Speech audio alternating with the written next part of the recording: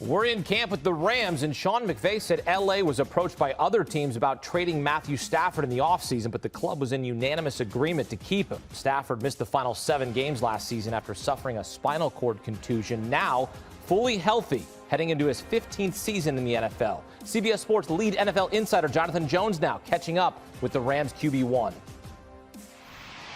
Jonathan Jones alongside L.A. Rams starting quarterback Matthew Stafford. And Matthew, before we get to this group and this season, first, last season, not the season that you expected, of course. How have you sort of bottled up what happened last year to maybe perhaps use as fuel moving forward? Yeah, definitely.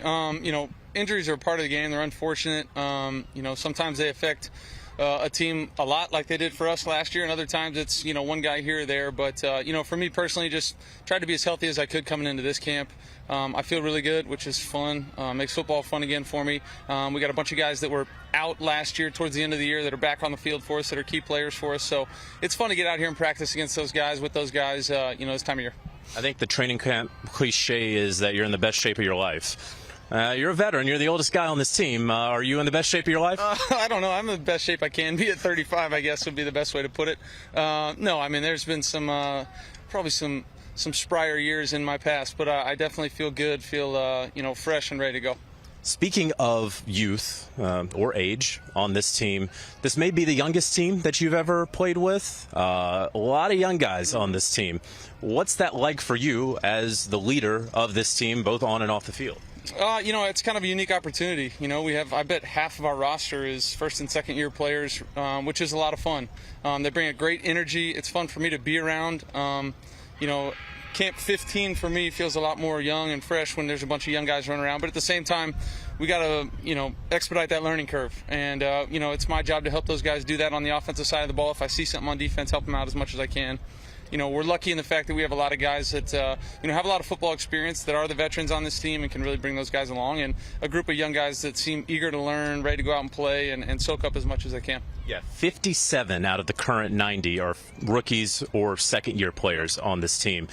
Does that mean that you have to exercise a little bit more patience maybe than in years past? I think so. I think, that's part of it. It's part of, figuring out what team you're going to be. Each year it's different. Doesn't matter if it was 21 to 22, 22 to now.